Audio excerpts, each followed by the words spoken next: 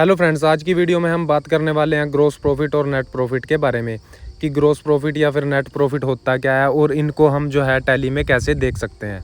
Profit की अगर मैं बात करूं, जब भी हम किसी से माल खरीदते हैं, मान लीजिए 10 रुपये में मैंने कोई चीज़ खरीदी और उसको मैंने 12 रुपये में बेच दिया, तो वहाँ पे मेरा 2 रुपये का प्रॉफिट हो जाता है। वो ग्रॉस प्रॉफिट हुआ है या नेट प्रॉफिट हुआ है वो हमें पता नहीं होता। चलिए इसको एक एग्जाम्पल की मदद से समझ लेते हैं। सबसे पहले मैं यहाँ वाउचर एंट्री पे क्लिक करता हूँ और यहाँ पे मैं एक परचेज़ करूँगा और एक सेल करूँगा। तो उसके बाद मैं बताऊंगा आपको कि क्या प्रॉफिट कैसे होता है और किस तरह से उसको देखा जाता है। यहाँ पे मैं सबसे पहले परचेज़ करता हूँ। परचेज़ का वाउचर खुलने के बाद यहाँ पे आपने परचेज़ इनवॉइस में नंबर में उसका नंबर डाल देना, उसके बाद डेट में डेट डाल देनी है और ये सारी डिटेल आपने फिल कर देनी है, क्योंकि इसके बारे में सेल परचेज़ के बारे में मैंने पहले भी काफ़ी बार वीडियो में बताया। तो मैं फटाफट से इसको यहाँ से फिल कर देता हूँ। उसके बाद आइटम नेम में आने के बाद यहाँ पर मैं 3 चीज़ें लेने वाला हूँ, कीबोर्ड, माउस और लैपटॉप। तो सबसे पहले मैं यहाँ पे कीबोर्ड लेता हूँ, उसकी क्वांटिटी मैं लेता हूँ यहाँ पे 10।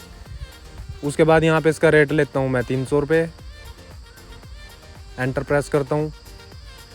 अब दूसरी आइटम की अगर बात करें तो यहाँ पे मैं लेता हूँ माउस। एंटर प्रेस करता हूँ। यहाँ पे भी इसके 10 पीस ले लेता हूँ और इसका जो रेट है वो 200 रुपये के हिसाब से मैं इसको परचेज़ करता हूँ। एंटर प्रेस करता हूँ। अब ले लेता हूँ मैं लैपटॉप। लैपटॉप पे आगे मैं एंटर प्रेस करता हूँ, इसके भी 10 पीस यहाँ पे लेता हूँ। उसके बाद इसको मैं ख़रीदता हूँ यहाँ पे 35,000 रुपये के हिसाब से। उसके बाद यहाँ पे मैं टैक्स लगाता हूँ और इस एंट्री को यहाँ से सेव कर देता हूँ। परचेज़ एंट्री करने के बाद यहाँ पे मैं एक सेल की एंट्री भी पास कर लेता हूँ। यहाँ पे मैं वाउचर पे आता हूँ। उसके बाद यहाँ पे मैं सेल सेलेक्ट करता हूँ और जिसको मैंने सेल करना है, जैसे अभी मोहनलाल को मैंने सेल करना है। ये लेज़र मैंने पहले ही क्रिएट करके रख रखे हैं और इसके ऊपर भी मैंने एक वीडियो बनाई हुई है, अगर आपने वो नहीं देखी तो आप वो भी देख सकते हो। तो यहाँ पे मैंने दोनों लेज़र आपको ओपन करके दिखा देता हूँ। एक मेरा डेटर है, एक क्रेडिटर है। डेटर मेरा वो है जिसको मैं सेल करूँगा और क्रेडिटर मेरा वो है जिससे मैंने परचेज़ करी है। तो अभी मोहनलाल को मैं यहाँ पे सेल करता हूँ, उसका अकाउंट सेलेक्ट करता हूँ और यहाँ पे सेल सेलेक्ट करके नेम ऑफ आइटम में मैं फिर से वही 3 आइटम ले लेता हूँ। सबसे पहले कीबोर्ड लेता हूँ। उसके बाद यहाँ पे क्वांटिटी में इसकी 2 ले लेता हूँ और रेट में इसका यहाँ पे मैं 350 रुपये ले लेता हूँ, जबकि मैंने जो ये परचेज़ किया था वो 300 रुपये के हिसाब से किया था। तो अगर हमारे पास आइटम कम है तो वहाँ पे हम जो है प्रॉफिट आसानी से उसका पता लगा सकते हैं। बट अगर आइटम हमारे पास ज़्यादा है तो उसको हमने कैसे जज करना है कि कितना हमारा प्रॉफिट है, वो हम टैली से कैसे चेक करेंगे, उसके बारे में आगे हम बात करेंगे। तो यहाँ पे माउस की क्वांटिटी मैंने 2 ली है और 260 रुपये के हिसाब से इसको सेल किया है। उसके बाद लैपटॉप को मैंने 2 पीस जो है वो 37,000 रुपये के हिसाब से सेल किया है। उसके बाद यहाँ पे मैं टैक्स लगाता हूँ और इस एंट्री को यहाँ से सेव कर देता हूँ। अब मुझे नहीं पता मुझे अभी कितना प्रॉफिट हुआ है, तो इसके लिए मैं क्या करता हूँ, एक एक्सेल शीट बनाता हूँ यहाँ पे और इसमें मैं चेक करता हूँ कि मुझे कितना प्रॉफिट हुआ है और टैली भी जो है मुझे वही प्रॉफिट बताएगी या नहीं। तो यहाँ पे मैं एक्सेल शीट ले लेता हूँ और फटाफट से जो भी मैंने सेल या परचेज़ करी है दोनों को यहाँ पे लिख लेता हूँ। प्रॉफिट निकालने का फॉर्मूला क्या है, sale minus purchase is equal to profit. तो ऐसे जो है हम प्रॉफिट निकालते हैं। जैसे अभी मैंने कोई चीज़ 10 रुपये की खरीदी है और 12 में मैंने बेच दिया है, तो मैं क्या करता हूँ, जो मेरी सेल है वो 12 रुपये है और परचेज़ मेरी 10 रुपये थी, तो 12 में से 10 रुपये मैं माइनस करके जो है 2 रुपये अपना प्रॉफिट निकाल लेता हूँ। अब यहाँ पे मैं सारी आइटमों के नाम लिख देता हूँ जो मैंने परचेज़ करी थी, जैसे माउस है, कीबोर्ड है, लैपटॉप है, और परचेज़ में उनकी क्वांटिटी डाल देता हूँ। जैसे अभी जो मैंने परचेज़ करी है वो मैं सेल के हिसाब से लेने वाला हूँ। यहाँ पे जैसे कीबोर्ड है, परचेज़ तो मैंने 10 करे थे बट मैंने सेल सिर्फ 2 ही करे हैं, तो 2 की मैं यहाँ पे वैल्यू निकालने वाला हूँ। तो यहाँ पे मैं क्या करता हूँ, 2-2 पीस इन सब आइटमों के सिलेक्ट कर लेता हूँ, क्योंकि मैंने सेल भी 2 ही करे हैं, बाकी मेरे पास स्टॉक में पड़े हैं। उसके बाद यहाँ पे इनका रेट डाल देता हूँ जितने के मैंने परचेज़ करे हैं। जैसे 300 रुपये का कीबोर्ड परचेज़ किया है, माउस जो है वो 200 रुपये का परचेज़ किया है और लैपटॉप जो है वो 35,000 रुपये का परचेज़ किया है। उसके बाद एक कॉलम ऐड करके मैं यहाँ पे टोटल वैल्यू निकाल लेता हूँ इनकी। यहाँ पे मैं लिखता हूँ टोटल। उसके बाद जो है 2 माउस मुझे कितने के पड़े, यहाँ पे मैं एक फार्मूला लगा देता हूँ, पीस इनटू रेट। तो यहाँ पे निकल के आ चुका है 600 रुपये का। उसके बाद इसको मैं यहाँ पे नीचे तक पेस्ट कर देता हूँ और इसकी जो है टोटल वैल्यू मेरे सामने निकल के आ जाती है। जैसे 71,000 रुपये जो है टोटल सामान मैंने 71,000 रुपये का परचेज़ किया है। उसके बाद यहाँ पे सेल की बात कर लेते हैं।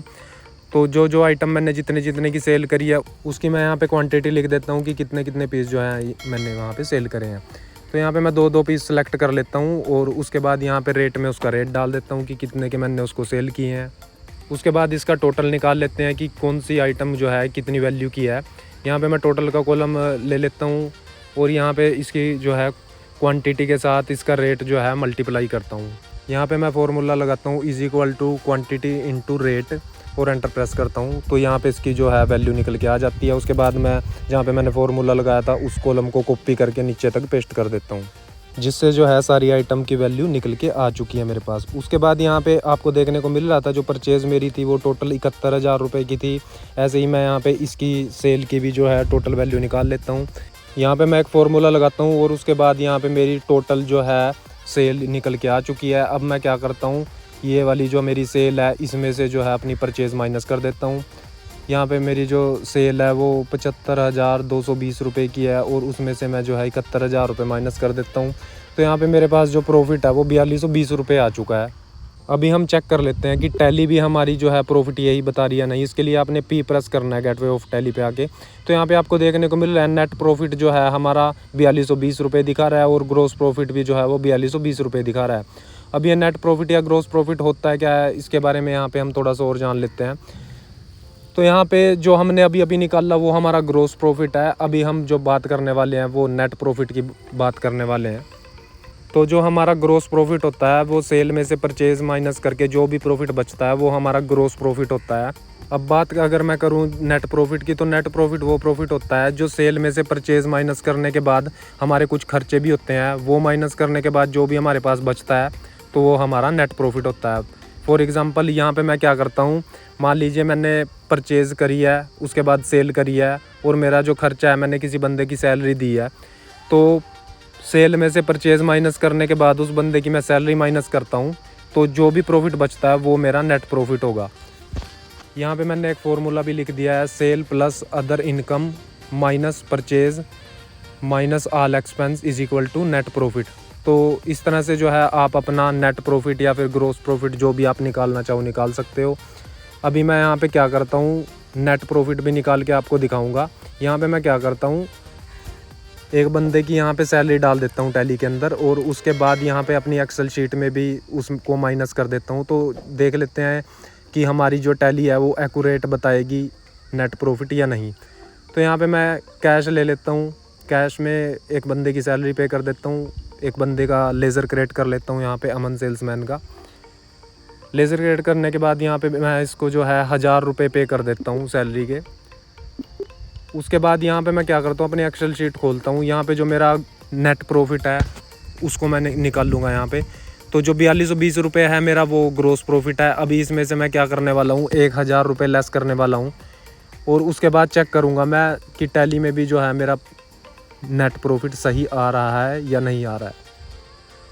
यहाँ पे मैं 4220 के ऊपर लिख देता हूँ जीपी ग्रोस प्रॉफिट। उसके बाद यहाँ पे 1000 रुपये मैं डालता हूँ, उसके ऊपर लिख देता हूँ सैलरी। उसके बाद यहाँ पे फॉर्मूला लगा देता हूँ 4220 माइनस 1000। तो यहाँ पे मेरा जो नेट प्रॉफिट है वो 3220 रुपये आ चुका है, जिसके ऊपर मैं लिख भी देता हूँ। अब बात कर लेते हैं टैली में भी हमारा जो है वो ऐसे ही शो हो रहा है या नहीं ग्रोस प्रॉफिट और नेट प्रॉफिट। तो इसके लिए मैं क्या करता हूँ, गेटवे ऑफ टैली पे आता हूँ। यहाँ पे आपको प्रॉफिट एंड लॉस का एक ऑप्शन देखने को मिलेगा, सिंपली आपने उस पर आके एंटर कर देना है। तो यहाँ पे आपको देखने को मिल रहा है नेट प्रॉफिट जो है वो 3220 रुपये है और ग्रोस प्रॉफिट जो है वो 4220 रुपये है, जो कि मेरी एक्सेल शीट के अकॉर्डिंग जो है यहाँ पे मैच कर चुका है। तो इस तरह से जो है आप अपना ग्रोस प्रॉफिट या नेट प्रॉफिट चेक कर सकते हो। जो एक्सेल शीट मैंने बनाई थी उसको आपको बनाने की ज़रूरत नहीं है, वो मैंने एक एग्जांपल के लिए बनाई थी। टैली आपको जो है एक्यूरेट ग्रोस प्रॉफिट और नेट प्रॉफिट बताती है।